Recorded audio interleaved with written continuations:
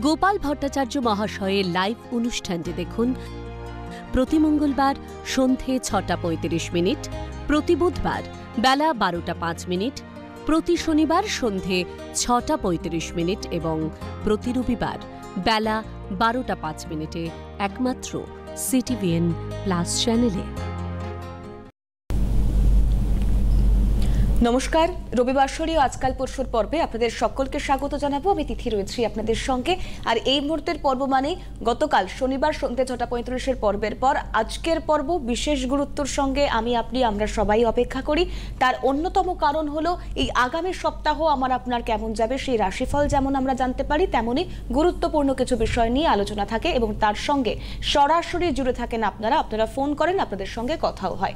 আর এই মুহূর্তের পর্ব মানেই আপনারা জানেন যিনি আমার সঙ্গে স্টুডিও থেকে সরাসরি থাকেন, যার নক্ষত্র চর্চায়, পেন পয়েন্ট প্রেডিকশনে 34 বছরের অভিজ্ঞতায়, ক্যারিয়ার কাউন্সেলিং এ যিনি এক এবং অন্যতম পথের দিশারি, শ্রী গোপাল ভট্টাচার্য দাদা আমার সঙ্গে রয়েছেন। দাদাকে শুরুতেই অনেক অনেক স্বাগত জানাবো। রাশিফল দিয়ে শুরু করি, তার কারণ হচ্ছে শ্রাবণ মাস তো পড়ে যাচ্ছে আর দুদিন পরে, 3 দিন পরে। তো উপচার করার আর টোটকা করার সব থেকে সেরা মাস হচ্ছে শ্রাবণ মাস। হ্যাঁ, যত বড় বড় উপচার বলো এই মাসে করলে সেটা ভালো ফল পাওয়া যায়। তো আমি সেই নিয়ে আসবো আলোচনায়। শ্রাবণ মাসে আপনারা কি করবেন, একটু রাশিফলটা শুরু করি। কেমন যাবে সামনের সপ্তাহ? মেষ, কর্মে শুভ, বাধা কাটবে, কাজকর্মের উন্নতি হবে, নতুন কর্মপ্রাপ্তির যোগ রয়েছে, তবে শরীর ভোগাবে। ব্যবসায় বড় কোনো বরাত পেতে পারেন, আর্থিক ভাগ্য ভালো, একাধিক সূত্রে উপার্জন বাড়বে, দূর ভ্রমণের যোগ রয়েছে। আসি বৃষরাশি।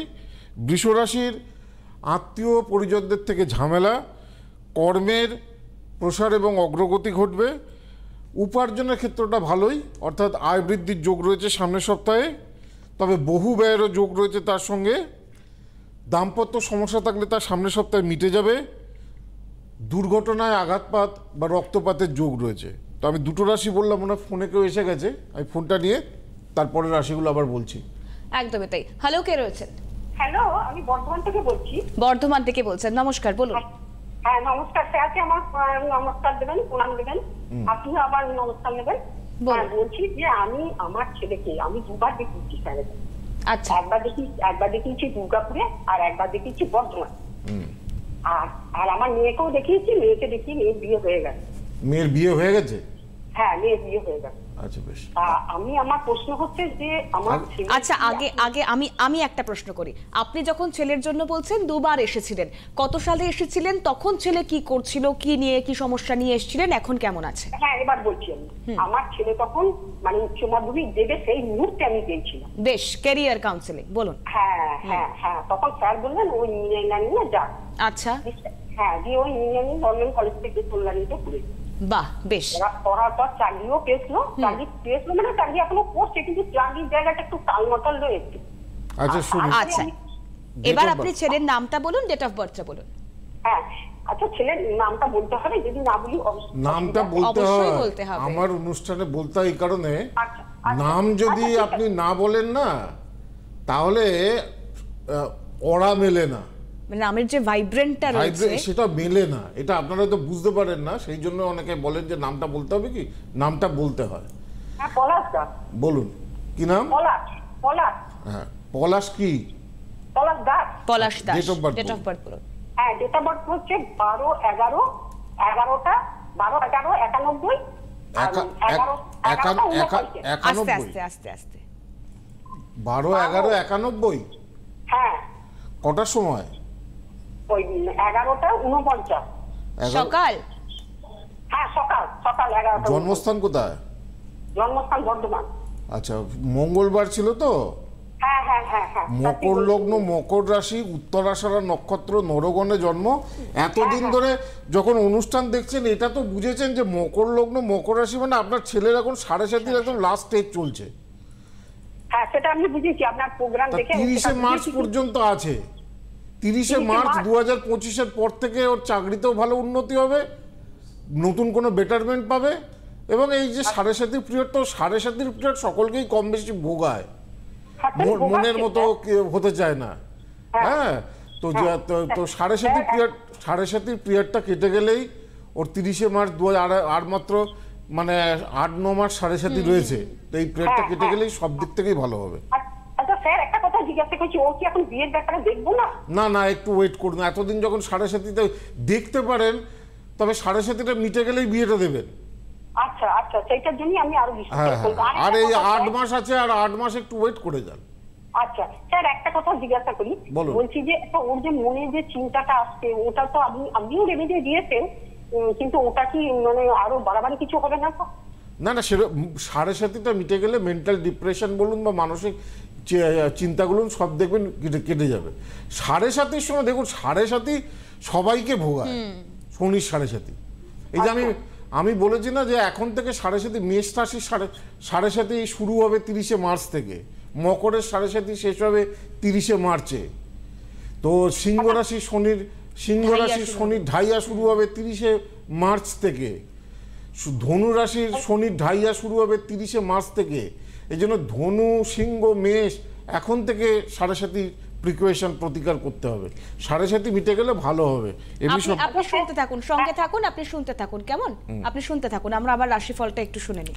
মিথুন, সামনের সপ্তাহে মিথুনের মানে সহকর্মীদের সঙ্গে শত্রুতায়, কর্মে বিঘ্ন, বিয়ের কোনো শুভ যোগাযোগ বা বিজ্ঞাপন দিতে পারেন, পারিবারিক কোনো ভালো সুখবর পেতে পারেন, অর্থাগমের যোগ ভালো রয়েছে, অর্থাৎ আর্থিক উন্নতি হবে, প্রেম প্রণয়ে সফলতা।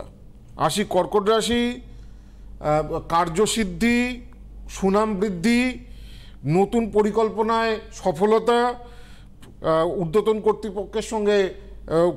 কর্তৃপক্ষের প্রশংসা লাভ। তবে গুরুজনের সঙ্গে সামনের সপ্তাহে কর্কট রাশি জাতক বা জাতিকার তীব্র মতান্তর দেখা দিতে পারে, আর্থিক অবস্থা ভালো থাকবে, মানসিক অস্থিরতা খুব ভোগাবে।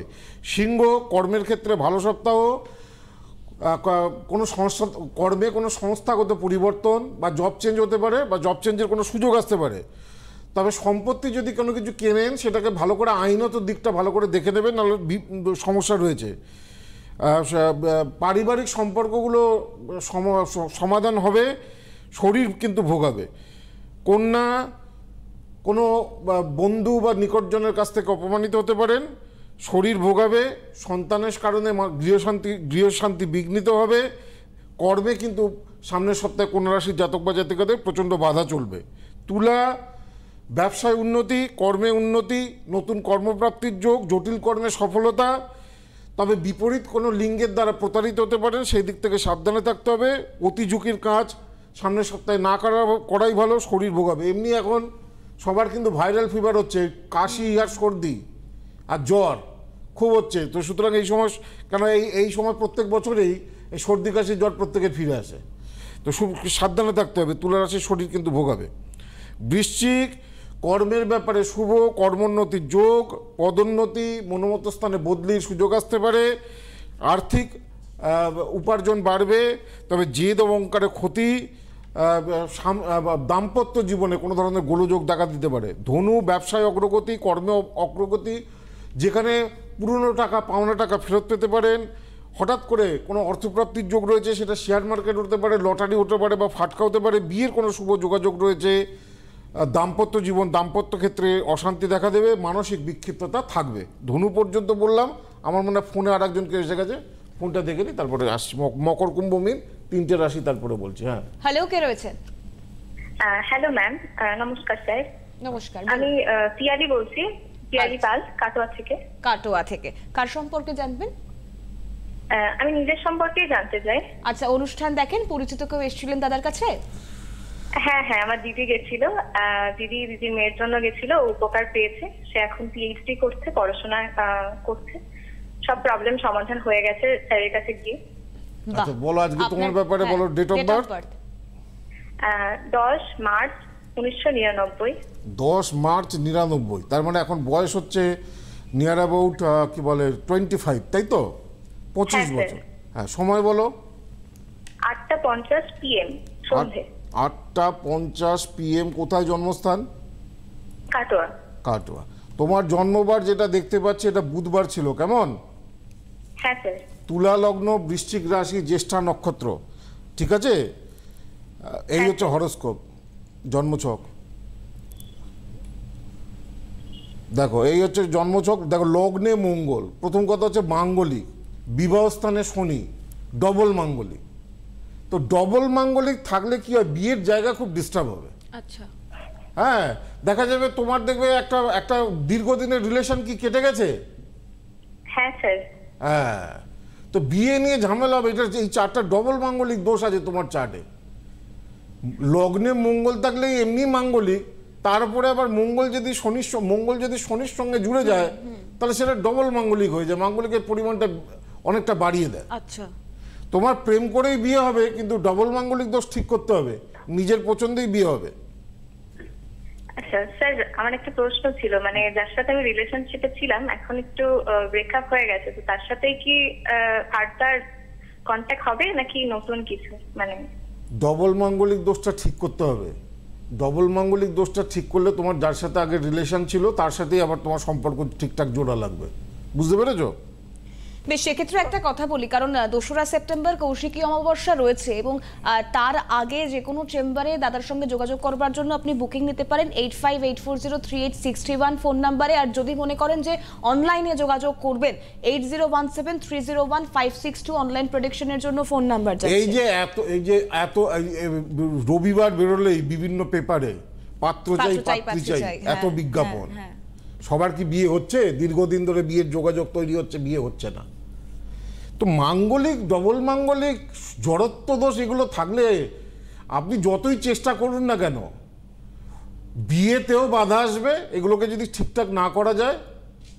আর বিয়ের পরেও বৈবাহিক জীবনেও সমস্যা আসবে।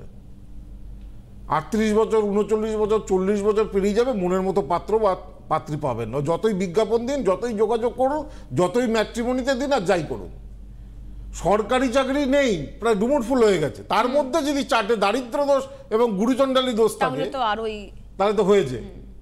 আপনি যতই পিএইচডি করুন, যতই ডক্টরেট করুন না যাই করুন, ওই একটার পর একটা সরকারি চাকরি দিয়ে যাবেন।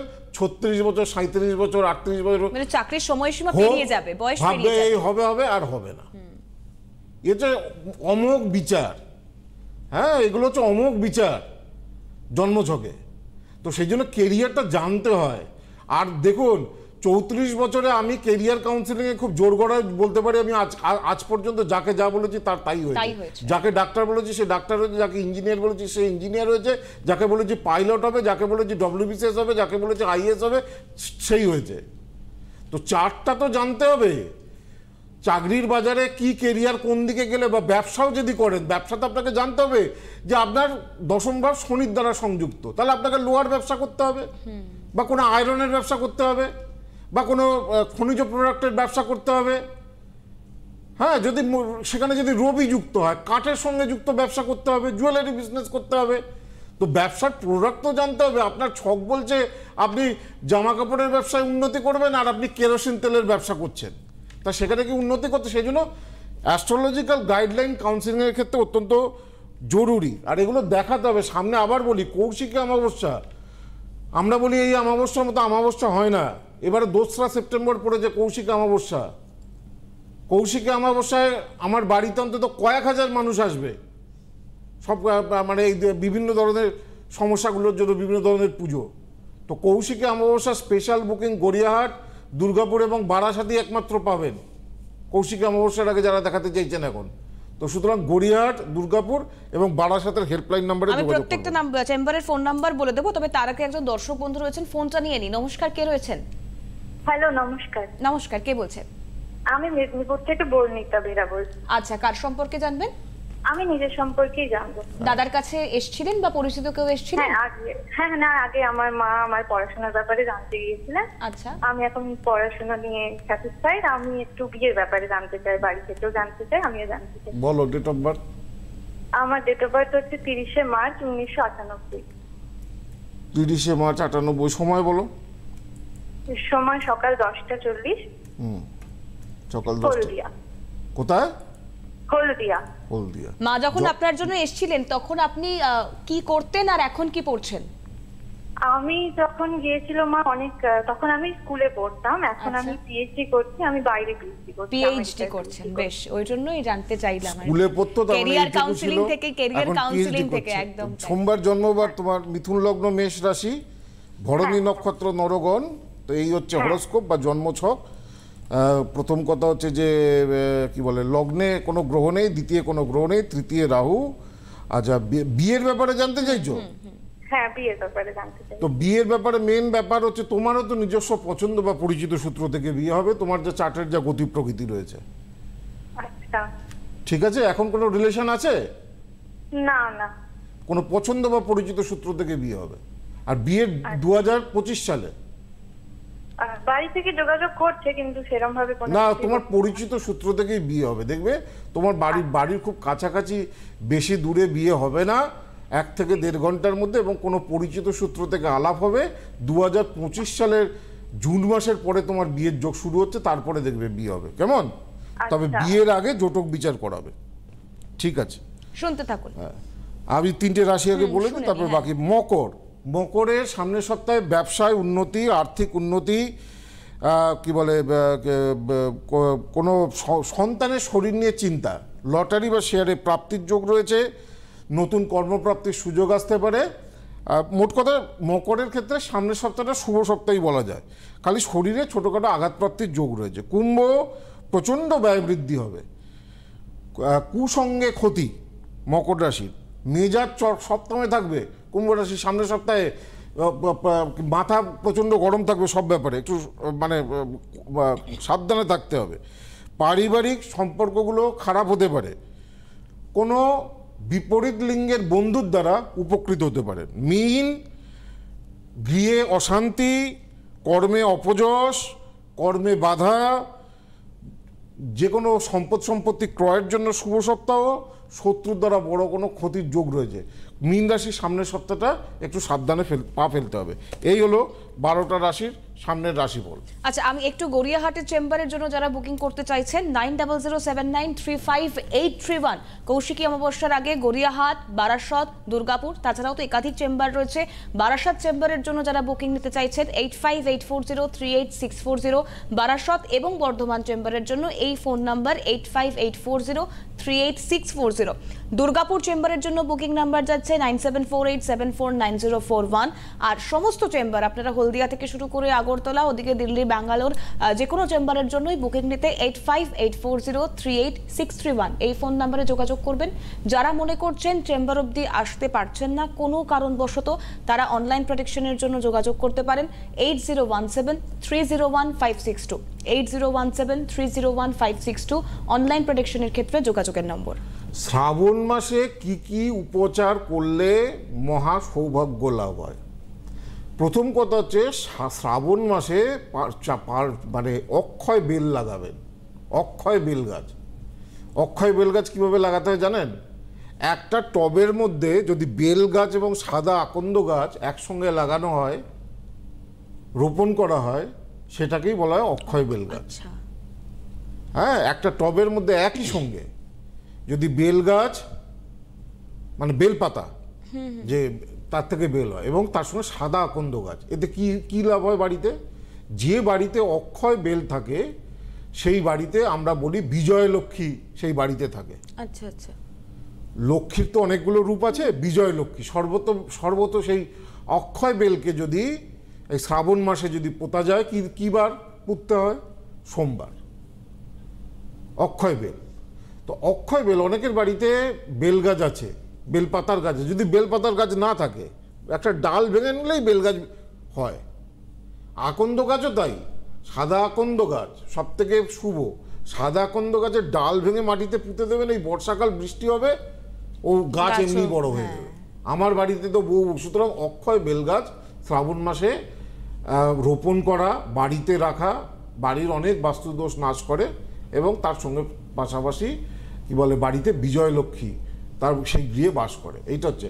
আর শ্রাবণ মাসে তো অনেকেই সোমবারগুলো করবেন, শিবের পুজো করবেন। শ্রাবণ মাস নিয়ে আমি সামনের সপ্তাহ থেকে বলবো। সামনে শনিবার রোববার আছে, সেই সামনের শনিবার রোববার শ্রাবণ মাসে কি করবেন, প্রথম সোমবার কি করবেন সেটা নিয়ে আমি বলবো। খালি একটা কথা বলি যে শ্রাবণ মাসে বৃষ্টির জলটা কিন্তু ধরে রাখবেন। এই যে এখন বৃষ্টি হচ্ছে, যখন বৃষ্টি হবে, যখন পারবেন ছাদের মধ্যে কোনো একটা পাত্র রেখে দেবেন, বৃষ্টির জলটা ছেঁকে ধরে রাখবেন। শ্রাবণ মাসে একটা খুব শক্তিশালী উপাচার বলবো পরের দিন এই বৃষ্টির জলটা নিয়ে, যেটা খুব কাজে লাগবে। তো সেই কারণে শ্রাবণ মাস হচ্ছে খুব গুরুত্বপূর্ণ, শিবের মাস, শিবের বিয়ের মাস এবং ভগবান শনিদেবের জন্ম মাস এই শ্রাবণ মাস। ভগবান শনিদেব, যে শনি আমাদেরকে দুটোই দেয়, সুখও দেয় আবার দুঃখও দেয়। দুঃখ দিলে সেটা প্রবল দুঃখ দেয়, সেই জন্য সাড়ে সাতি এবং ঢাইয়া এগুলোতে মানুষ এত ভোগে, এত কষ্ট পায়। আবার শনি যদি খুব ভালো জায়গায় থাকে, ভালো অবস্থান করে, তার দৃষ্টিতে কোটিপতিও মানুষ হতে পারে। তো যাই হোক, সেই জন্য শনির উপাচার, শ্রাবণ মাসের উপাচার, এগুলো আমি বলবো। আবার বলি, 2রা সেপ্টেম্বর এবার কৌশিকী অমাবস্যা পড়েছে। যারা এসে পুজো দেবেন এখন থেকে নাম লেখান, যারা পুজো দেবেন অলরেডি দেখিয়েছেন পুজো দেবেন, যারা 30শে জুলাই পর্যন্ত, যারা এসে পুজো দেবেন তারা নাম লেখাবেন। গড়িয়াহাটের যে হেল্পলাইন নাম্বার রয়েছে সেখানে 9007935831। আর যারা আসতে পারবেন না, অনলাইনে পুজো দেবেন। অর্থাৎ অনলাইনে কি করে পুজো দেওয়া যায়, অনলাইনে আমাকে দেখানোর পরে, অনলাইনে যদি আপনি যারা মনে করুন চেম্বারে আসতে পারছেন না, তারা অনলাইনে ভিডিও কনফারেন্সেও আমার সঙ্গে কথা বলতে পারেন, আমার প্রেডিকশন নিতে পারেন, আপনার কবে চাকরি হবে, কবে বিয়ে হবে, এগুলো জানতে পারেন, বা যে কোনো বিষয় আপনি জানতে পারেন। এবং অনলাইনে যারা হয়তো ব্যাঙ্গালোর, দিল্লি বা অনেক দূর থেকে মানুষ চলে আসে এই কৌশিকী অমাবস্যার ফ্লাইটের টিকিট কেটে, কিন্তু যারা অস্ট্রেলিয়া বা ইউকে ফিউকে থেকে দেখাচ্ছে তারা তো আসতে পারেন না। যারা দূরের মানুষের জন্য আমরা অনলাইনেরও পুজোর ব্যবস্থা রেখেছি। মনে করুন আপনার দুটো দোষ আছে, একটা কালসর্প দোষ আর একটা মাঙ্গলিক দোষ, এই দুটো দোষকে ঠিক করতে হবে। এখন কালসর্প দোষ ঠিক করতে গেলে কালসর্প দোষের শাস্ত্রীয় বিধান হচ্ছে নবনাগের পুজো করতে হবে, মহামৃত্যুঞ্জয়ের পুজো করতে হবে, এবং নবনাগিনীর পুজো করতে হবে, নবগ্রহের পুজো করতে হবে, তবে কালসর্প দোষ তার অশুভত্ব হ্রাস পায়, কমে যায়। আর যদি মনে করুন যদি মাঙ্গলিক থাকে, মাঙ্গলিক দোষের জন্য বিয়ে হচ্ছে না, বিয়ের ক্ষেত্রে বাধা আসছে, মামলা মোকদ্দমায় ভোগ করছে, তাহলে আপনাকে বগলামুখী প্রয়োগ করতে হবে মাঙ্গলিক দোষের জন্য। বগলামুখীর পুজো আছে, বগলামুখী প্রয়োগ আছে, এবং কি বলে হোমে বিভিন্ন জিনিস দিয়ে আহুতি দিতে হয়। প্রত্যেকের সমস্যা তো এক নয়, হ্যাঁ, আহুতির জিনিসও পাল্টে যায়। মাঙ্গলিক দোষে যখন যাদের রয়েছে তারা হোমে আহুতি দেবে, অনেকে দেয় লাল লঙ্কা এবং কি বলে সৈন্দব লবণ দিয়ে, অনেকে লেবু দিয়ে বগলামুখীর আহুতি দিতে হয়। এক এক রকম এগুলো আমরা লিখে দিই যে এইভাবে আহুতি দেবে, এই পুজো হবে। আর যারা এসে দিতে পারছেন না হোমে আহুতি, তাদেরই আমরা একটা ফর্দ পাঠিয়ে দিই, টাইম বলে দেওয়া হয়, সেই সময় তারা ফোন করে এবং তাদের ওই ভিডিওতে দেখানো হয়, এবং তাদের যে আহুতিগুলো যখন দেওয়া হচ্ছে সেগুলো ভিডিওতে দেখিয়ে দেওয়া হয় যে তাদের নামে নামে আহুতিগুলো দেওয়া হচ্ছে এবং পুজোগুলো করাতে হচ্ছে, এবং সংকল্প বাক্যটা পাঠ করতে হয়। দেখুন, কোনোদিনই আপনার ভাগ্য ফিরবে না বা ভাগ্যে ভালো কিছু হবে না ওই আমি একটা কিছু কারোর থেকে নিলাম, গোল গোল গোল গোল হাতের লেখা কিছুই বুঝলাম না, একটা প্রতিকার পড়ে দিলাম, হবে না, ওইভাবে কিচ্ছু হবে না। লিখে রাখুন, যতক্ষণ না গ্রহগত দোষে ঠিক মতো করে পুজো, সামনে পুজো বসে করতে হবে, আপনাকে করতে হবে, সংকল্প বাক্য আপনাকে পাঠ করতে হবে। ভগবান ঘুষ তো নেয় না যে আমি করে দিয়েছি হয়ে গেল, ওরকম নয়, আপনাকে প্রত্যক্ষভাবে বসে করতে হবে।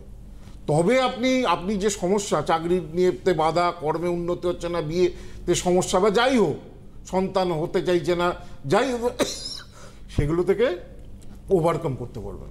একদম। সেক্ষেত্রে দাঁড়িয়ে 2রা সেপ্টেম্বর কৌশিকী অমাবস্যা রয়েছে, তার আগে আপনারা যোগাযোগ করবেন এবং 30শে জুলাই অবধি পূজার্চনা, বুকিং, যাবতীয় কিছু সমস্ত কিছু 30শে জুলাইয়ের মধ্যে আপনাদেরকে সেরে ফেলতে হবে। অনলাইন প্রেডিকশনের জন্য 8017301562 যাচ্ছে যোগাযোগের ক্ষেত্রে ফোন নাম্বার। আজকের পর্ব এখানেই শেষ করতে হচ্ছে। দাদাকে অনেক ধন্যবাদ জানাবো। আপনারাও ভীষণ ভালো থাকুন, সুস্থ থাকুন, আগামী পর্বে নজর রাখুন। নমস্কার।